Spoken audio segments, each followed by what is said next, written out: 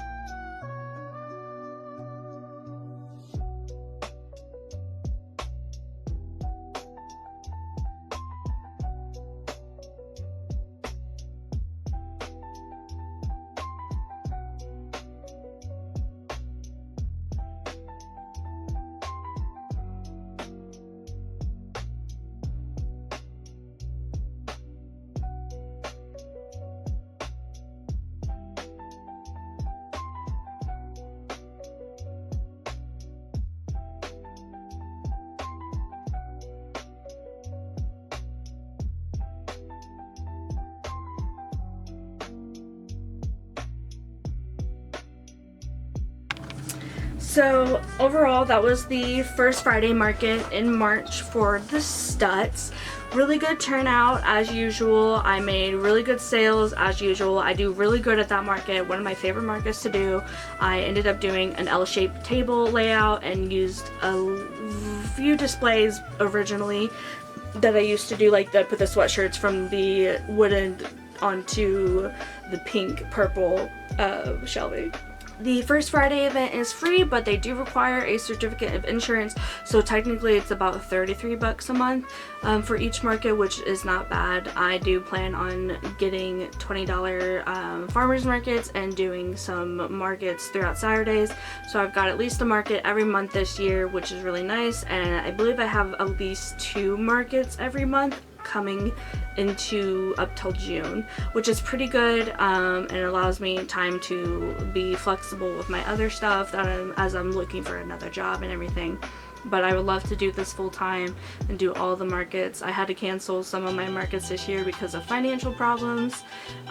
Just I'm not able to pay them, and when I would pay all the vendor fees, I would be left with nothing, and I would need gas and food, so I would need to prioritize. But overall, I would have spent only a couple hundred on all of my markets, and there was going to be about 13 plus markets that were like an hour away. That's another thing too I've noticed. If I go out of the city, even to like a big city like Lafayette or Fort Wayne, there is a turnout, but I don't really make as much. So I don't know, maybe it was just a one-off at that last market in February for Valentine's Day. Not really sure what happened there. That one I'll be pondering for a bit, and then after that market I was kind of disheartened and devastated that I didn't make a return, and I felt that I drove and I did all that setup for nothing, and I'm pretty sure other people are in the same boat. And then I also enjoyed the advertising that market did. The advertising for this market, the first Friday market, is really good. The Stutz has different associations and profiles, like the arts and then the actual building. And there's the companies involved that do the promoting of those First Fridays. I've even seen First Friday promos in the library because it is a free event in Indianapolis downtown. And I do really good in markets in city, but I do have a market coming up next that will be in city. It will be at the county fairgrounds. I am a little nervous about it because last year the turnout was not that good. It was a winter market and it did snow, but that was so cute. It was not bad snow. It was nice, like this is nice Indiana weather. It's so Christmassy and wintry and Yule. But it didn't have a good turnout, but I made a few sales there. I sold a sweatshirt, which was my biggest sale. My sweatshirts are probably my most expensive item, between like $15 to $20. Everything else is like under $15. I like to keep things at 5, 10, 15, 20 increments. The only things that I have that are above $20 would be my customized tote bags that are on my Etsy, just because like those are handmade to order, and I wanted to actually pay myself a $25 per hour rate, because that's how much it would have been for me as an engineer. And I think that everybody should make $25 an hour. Are you kidding me? Hello. Overall, a really good market. I'm excited to do next month's market, and hopefully I get to go back. There was new organizers who started to do more official stuff, an official registration. We even had a designated spot. And setting up, I didn't get to set up in time, so I was still frantic and I was freaking out and having a bit of anxiety about not getting done in time. My fiance, the so calm, amazing man that he is, he was calming me down, like, don't worry, we don't have anything to lose, it's all good, even if we don't finish in time, it'll be fine, man. I wish I was as calm as he is sometimes, but I started new meds, so that's exciting. So hopefully that'll help with my business anxiety a lot. And I've been doing more business videos, and I want to do more YouTube business related videos, like talk about all the markets I've done and talk about tips, especially because I'm coming from like a starting at zero, poor, poverty, trying to make a name for myself in a saturated market. I don't think there's anything wrong with saturated markets, just that there's competition, and that just means that your products are worthy. And for me, I think I had that niche market cornered on nerdy and witchy stuff. All my stuff is cute because I think they're adorable, so obviously, but I really try to aim for like nerdy witchy things particularly, and I really like making handmade things. So overall, really good market. Thank you for watching. I really enjoyed doing this market and I enjoyed meeting all of you and supporters. I appreciate you for watching this video. Please like, comment, subscribe, drop any questions, comments, concerns that you have. How was your experience that first Friday? If you did go to the first Friday, did you meet me? Did you buy anything? If you did, how are you enjoying it? I hope it's going perfect. Other than that, let me know what else have you been up to. Any other crafts or anything? Recently I've been doing some new crafts. I've been making some deco sheets and sticker sheets, which I will be making videos on shortly, and they're posted on my Shopify and my Instagram. Instagram is my main portfolio that I have for my work, and I cross post the videos to TikTok, and then I have some of the TikTok shop stuff up. I can only have 100 listings. I'm almost reaching that.